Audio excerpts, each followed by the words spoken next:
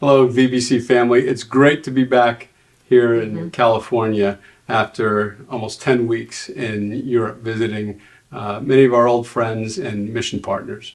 And so one of the first ones we want to tell you about is our first arrival was to Kyiv, and we got to work with Sergey at the Nazarene Church, and we did a VBS.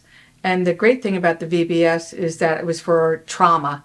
And I was able to lead a group, and it was the heart group.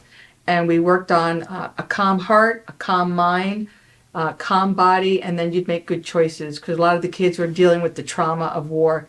And at the beginning, they were very shut down. The only feelings they could talk about was sad, angry, scared. There was no other words for it. But by the end of the week, they were able to truly start expressing how they were feeling about the trauma of war. And the work that I'd done with them through the trauma workshop was to help them with their hearts. And so they were able to take all that I gave them in breathing techniques, and it was successful.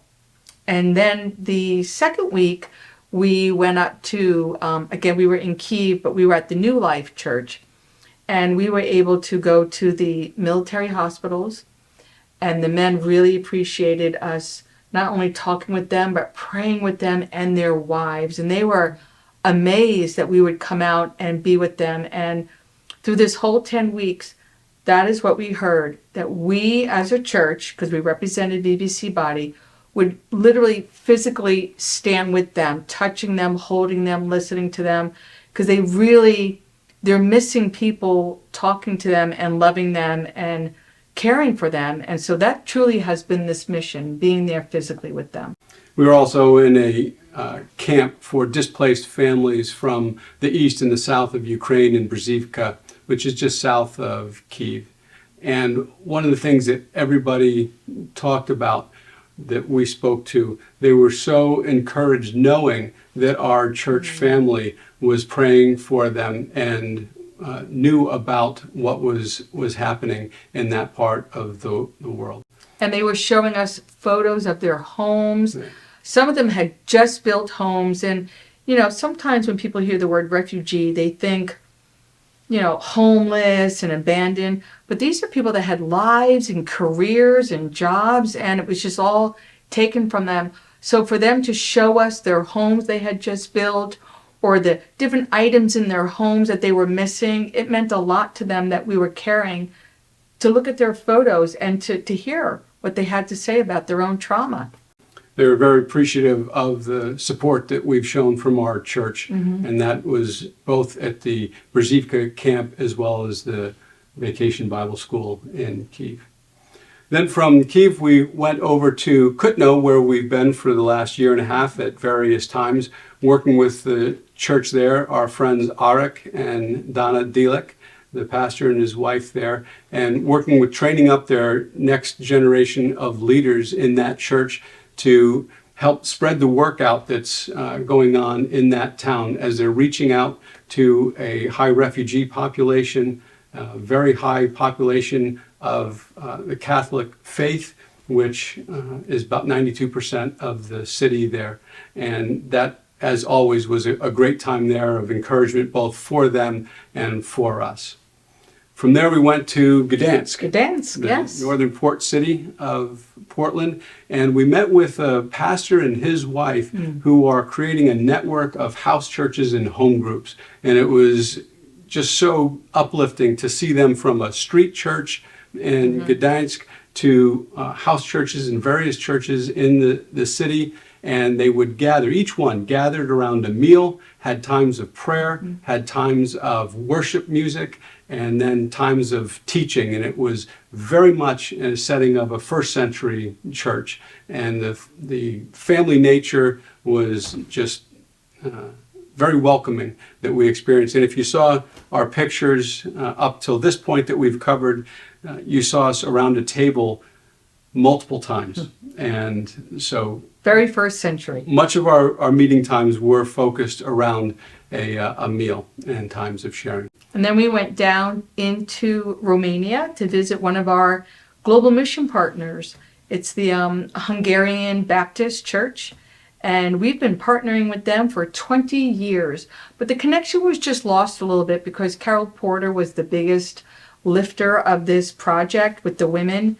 And when Carol died, there wasn't as much connection anymore. So Tim Johnston was fabulous last year and made a connection again, and then suggested that we would go visit them. And so glad that we did, because Evodia is so desiring for us to be connected back, because she is one of the women in the Hungarian Baptist Church that is developing women leaders and having conferences. And so I was able to go to a couple places with her. Got to speak at a conference for young girls of purity and identity. And that was just fabulous. And Pat was able to preach at a couple of gypsy churches. And then we went back into Ukraine. Berehova and Mukachevo. Another global mission partner, Yes. the Dankos. The Dankos, Yoshef and Daniela Danko, have been working there for years, and we've had a connection with them as well. We got to do ministry with them, and it was impressed upon us the whole time that we were there, that from the time that they woke up in the morning till the time they went to sleep, everything was ministry. We took water over to a gypsy family and traded for goat milk. We changed the tires on the vans that had to take aid to various families. That was ministry. Washing machines. We had to deliver washing machines. That was ministry. Visiting a family whose barn had burned down with some of their animals, and just sitting with them and walking around their property and praying with them. That was ministry. And of course, ministry happened on Sunday as well. And we met one of the pastors of a gypsy church. Yeah. And his name is Gabi, and his wife Kati. They have about 25 people in their church. The church membership has dwindled like many of the churches there since the war, and they are really struggling just to provide aid and comfort for those in the community, as all the help and resources have really dried up in that area. But it was a wonderful time. Tell a quick story of Gabi and Kati. We were able to bless them with a financial donation. This one did not come from the VBC family, but actually came from the House Church Network in Gdansk. As we were getting ready to leave there, they took up a collection as a house church, gave it to us, and said, just as aid was delivered to the church in the book of Acts, that they knew that we would come in contact with a church that was going to need resources. And when we came upon the church, Gabi and Kati, we knew that was a place that would be blessed. So they exchanged pictures of church families, and it really brought some of the folks there to tears, to know that people outside of that village cared enough to provide for them in both a spiritual and financial way. And they gave that to us, and we had no idea who it was going to be given to. And we held on to it for a couple of weeks. And when we were coming to the end, we were like, we have this money. Who is the Lord wanting this money for? And when we met Gab and his wife, we just knew that was the church. And they were so overcome because it's a gypsy church. Whatever funding he's getting, it's coming through the Dankos.